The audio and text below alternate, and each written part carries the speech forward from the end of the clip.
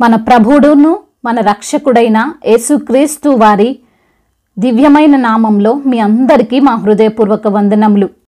ఈరోజు దేవుని వాక్యము, యెహోవా నోటి మాట చొప్పున ఇజ్రాయేలీలు ప్రయాణమై సాగిరి. యెహోవా నోటి మాట చొప్పున వారు తమ గుడారములను వేసుకొనిరి. సంఖ్యాకాండము 9వ అధ్యాయము 18వ వచనము. At the Lord's command the Israelites set out, and at his command they encamped. Numbers chapter 9 verse 18. ఈ రోజుకు గాను మన ప్రభువు మనకు అనుగ్రహించిన వాక్య భాగమును బట్టి ధ్యానించుకుందాము. ప్రియమైన సహోదరి సహోదరులారా, దేవుడు చెప్పినట్లుగా ఆయన మాట చొప్పున జరిగించిన వారికి, ఆ విధంగా జీవించిన వారికి ఏ కొదువ ఉండదు, ఎటువంటి శోధనలు రావు. దేవుని మాటను అనుసరించి నడుచుకుంటే ఏమాత్రము తప్పిపోయే అవకాశమే లేదు. ఎందుకంటే ఆయన మాత్రమే మనల్ని సరైన మార్గములో నడిపించే మార్గదర్శి. ఈరోజు వాక్య భాగమును మనం గమనిస్తే ఇజ్రాయేలీలను దేవుడు నడిపించిన విధానమును మనము చాలా సుస్పష్టముగా చూడవచ్చు. ఇజ్రాయేలీలు 40 సంవత్సరములు అరణ్యములో నడిచారు. పరిశుద్ధ వాక్యము ఏమని సెలవిస్తుందంటే, ఇజ్రాయేలీలు నడిచిన ఆ 40 సంవత్సరములలో వారు వేసుకునిన బట్టలు పాతగిలలేదు, వారి కాలు వాయలేదు అని. దీనిని బట్టి మనం అర్థం చేసుకోవచ్చు వారు ఎంత సేఫ్గా నడిపించబడ్డారో అని. మనము ఒక 2 గంటలు నాన్ స్టాప్గా నడిస్తే మన కాళ్ళు నొప్పులు పుడతాయి కదా. మరి అలాంటిది వారు 40 సంవత్సరములు అరణ్య మార్గములో ఎటువంటి వాహనము లేకుండా ఐగుప్తు నుండి కానాను చేరగలిగినారు. అంత పెద్ద ప్రయాణము చేసినప్పటికీ వారికి ఏమీ కాలేదు అంటే అది వారి శక్తి కాదు, కానీ దేవుని యొక్క మహాకృప, ఆయన కాపుదల మాత్రమే. అయితే ఈరోజు మనము ఆలోచన చేసే విషయం ఏమిటంటే, వారు ఎందుకు అంత క్షేమకరంగా ఐగుప్తు చేరగలిగినారు అనేది. దీనికి సమాధానముగా దేవుని వాక్యము సెలవిస్తుంది.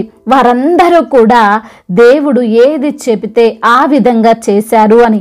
ఆయన ఆగిపోమ్మంటే ఆగిపోయారు, ఆయన ప్రయాణము అవ్వమంటే వారు ప్రయాణం అయ్యారు. సింపుల్గా చెప్పాలంటే దేవుని మాట చొప్పున వారు నడిచారు. అందుకే ఎర్ర సముద్రము 2 పాయలుగా చీల్చబడింది. అందుకే ఎడారి వంటి అరణ్య ప్రదేశములో చుక్క నీరు కూడా లేని వారికి బండలో నుండి నీటిని దేవుడు రప్పించాడు. అందు నిమిత్తమునే వారు కానానుకు చేరగలిగినారు. వారు ఉన్న స్థలములో మేఘము వారిని ఆవరించినన్ని రోజులు వారు అక్కడే ఉండి, ఆ మేఘము ఎప్పుడైతే కదులుతుందో అప్పుడే వారు కూడా ప్రయాణించారు. పరిశుద్ధ వాక్యము సెలవిస్తుంది, ఆ మేఘము బహుదినములు మందిరము మీద నిలిచిన ఎడల ఇజ్రాయేలీలు యెహోవా విధిని అనుసరించి ప్రయాణము చేయకుండిరి. మేఘము కొన్ని దినములు మందిరము మీద నిలిచిన ఎడల వారు నిలిచిరి. యెహోవా నోటి మాట చొప్పుననే నిలిచిరి, యెహోవా మాట చొప్పుననే ప్రయాణము చేసిరి అని దేవుడు ఎప్పుడైతే వారికి పర్మిషన్ ఇచ్చాడో అప్పుడే వారి యొక్క ప్రయాణము సాగింది. ఆయన ఆగమని సెలవిస్తే ఆ మేఘము తొలగకుండా ఉంటే వారు ఎంత మాత్రమైన ప్రయాణము చేసేవారు కాదు. ఇందు నిమిత్తమునే వాక్యములో వ్రాయబడి ఉంది, ఆ మేఘము 2 దినములు గాని, 1 నెల గాని, ఏడాది గాని తడువు చేసి మందిరము మీద నిలిచిన ఎడల ఇజ్రాయేలీలు ప్రయాణము చేయక తమ గుడారములలో నిలిచిరి అని. దీనిని బట్టి మనము ఆలోచన చేస్తే ఎన్ని రోజులు ఇలా ఒక్కచోటే ఉండాలి? ఆ మేఘం ఉంటే ఉన్నది, మనం ముందుకు వెళ్దాం, ఎందుకు మనం వెయిట్ చేయాలి అని వారు అనుకోలేదండి. వారు ఆ విధంగా దేవుని మాట చొప్పున ప్రయాణము చేయకపోతే వారు ఎన్నో శ్రమలను ఎదుర్కొనేవారు, వాగ్దాన భూమికి చేరకపోయేవారు కదా. దేవుడు మోషే ద్వారా ఏం చెప్పాడో అదే చేశారు. ఎక్కడ ఆగమన్నారో అక్కడ ఆగారు. ఎందుకు, ఎలా అని మరలా వారు దేవుణ్ణి ప్రశ్నించలేదు. వారికి తెలుసు దేవుడు ఏదైనా చేశాడంటే అది వారి మంచికేనని. ఈ రోజున ఈ వాక్యం వింటున్న ప్రియమైన సహోదరి సహోదరులారా, మనము కూడా ఇజ్రాయేలీలు వలె దేవుని మాట చొప్పున నడుస్తున్నామా, లేదా మన సొంతంగా మన నిర్ణయాలు, వేరే ఎవరో ఏదో మాట చెప్పున మనము జీవితాన్ని కొనసాగిస్తున్నామా అని మనల్ని మనము ప్రశ్నించుకోవాలి. ఎందుకంటే దేవుని మాట ప్రకారం మనము జీవించగలిగితే, మన జీవితాన్ని కొనసాగించుకోగలిగితే మనము కూడా తప్పకుండా గమ్యానికి చేరగలుగుతాం. మన జీవితాల్లో కూడా దేవుడు కొన్ని విషయాలు కావాలనే ఆపుతాడు. కొన్నిసార్లు మనకు మన ఆత్మీయులను కావాలనే దూరం పెడతాడు.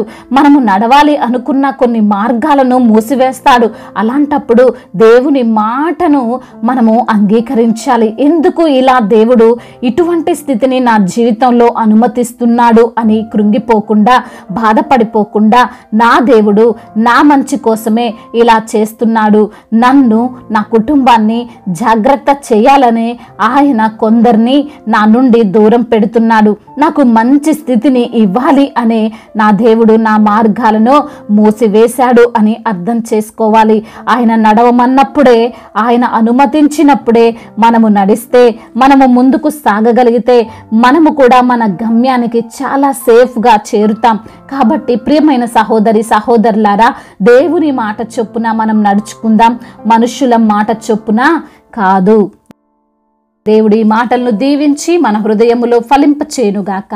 వాక్య భాగమును బట్టి ప్రార్థించుకుందాము. ప్రతి ఒక్కరు కూడా ప్రార్థనలో ఏకీభవించగలరు. ప్రార్థన. మహాశక్తి సంపన్నుడా, మహోన్నతుడా, కృపా కనికరములు కలిగిన దేవా, జీవం కలిగిన మా తండ్రి, ఆకాశమును భూమిని సమస్తమును నీ నోటి మాట ద్వారా కలగజేసిన పూజ్యుడవు ప్రభా, మీకు స్తోత్రములు ప్రభా. అయా మరి రోజున వాక్యము ద్వారా మీరు మాతో మాట్లాడారు. మీ యొక్క మాట చొప్పున జీవించిన వారికి ఏ కొదువ ఉండదని, ఎటువంటి శోధనలు రావు అని, మీ యొక్క మాటను అనుసరించి నడుచుకుంటే ఏ మాత్రము తప్పిపోయే అవకాశమే లేదని వాక్యము ద్వారా తండ్రి మీరు మాతో మాట్లాడారు. అవును ప్రభా, మా యొక్క నిర్ణయాలు, మా జ్ఞానము, అయా మా తెలివితేటలు, మా సొంత ప్రణాళిక చొప్పున మేము నడిచి ఈ రోజున ప్రభా కృంగిపోయిన స్థితిలో, ఎటు తోచని స్థితిలో, గమ్యమే తెలియని స్థితిలో ఉండి ప్రభా బిడ్డలు మీకు మొరపెడుచుండగా వారి యొక్క మొరలను మీరు ఆలకించండి ప్రభా.